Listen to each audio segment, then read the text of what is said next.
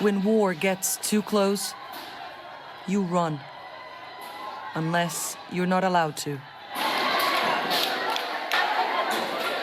This amateur footage shows migrants and refugees hiding as Libyan militia, believed to be part of Khalifa Haftar's offensive on Tripoli, attack a detention center where they were being held. This is you? Munir and his son Murad, aged 7, saw everything.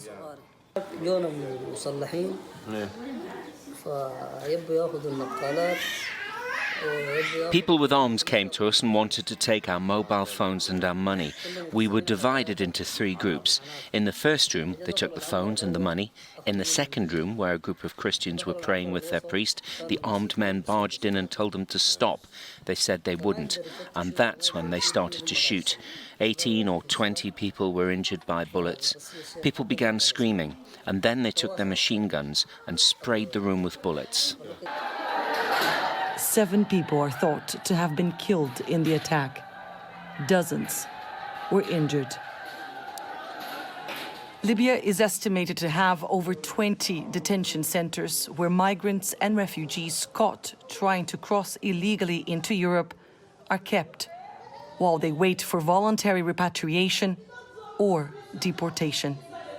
At least 5 of those centers are located in and around Tripoli, and since April 4th, have been repeatedly exposed to the upsurge in fighting. Euronews has asked Libyan authorities for access to these centers to see for ourselves the conditions these men, women and children currently live in. Humanitarian organizations say the situation is dire. Detention centers were not built to house people. They are often warehouses that have now been used for the storage of people instead of goods. We sometimes call the cells hangars due to the just being a big, long, open room where hundreds of people are often packed in and locked inside. People are sleeping on concrete floors, sometimes with only a thin mattress, with very little access to the outside world. After surviving the attack, Munir and his family escaped from the detention center and were given refuge at this school-turned-shelter in the center of Tripoli. But they have no idea what will happen next.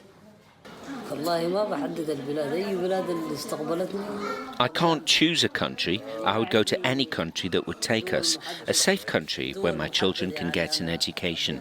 My only ambition is to reach a safe country where I can speak freely and express myself.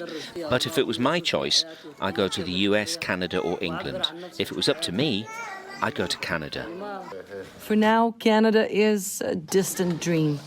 If and when the battle for Tripoli ends and this school reopens for students, Munir, his wife and kids, and at least 20 other families who are currently staying here will most likely be placed in detention once again and continue facing the hardships of a reality they wish wasn't theirs. Annalise Borges in Libya's capital, Tripoli, for Euronews.